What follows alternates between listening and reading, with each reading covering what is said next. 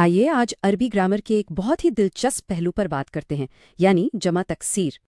अच्छा, तो अरबी में वाहिद से जमा कैसे बनाते हैं? ये इतना सीधा नहीं जितना लगता है।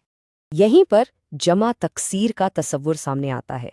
इसका मतलब है तोड़कर जमा बनाना।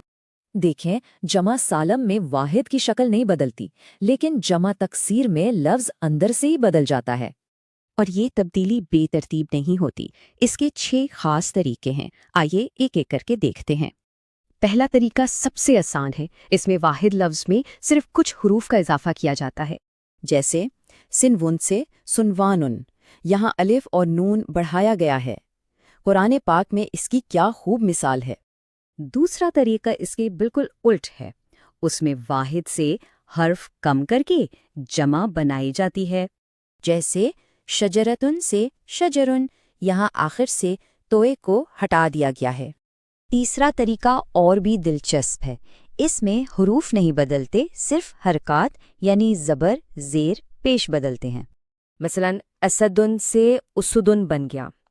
देखिए, सिर्फ हरकत की तब्दीली से वाहिद जमा में बदल गया। चौथी किस्म में 2 तब्दीलियां एक साथ होती हैं, हुरूफ का इजाफा भी और हरकात की तब्दीली भी। पांचवी किस्म भी ऐसी ही है। इसमें एक हर्फ कम होता है और साथ में हरकात भी बदल जाती हैं। जैसे रसूलुन से रसूलुन, यहाँ वाव को हटाकर रा की हरकत बदल दी गई। और छठी किस्म सबसे पेचीदा है। इसमें इजाफा, कमी और हरकात की तब्दीली तीनों काम एक साथ होते हैं। गुलाम से गिलमानुन इसकी बेहतरीन मिसाल है। कुरान में ये लफ्ज़ इसी तरह इस्तेमाल हुआ है।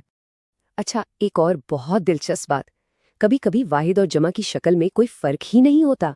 मिसाल के तौर पर कुरान का ये लफ्ज़ है अल-फुल्क। इसका मतलब एक कश्ती भी है और कई कश्तियाँ भी।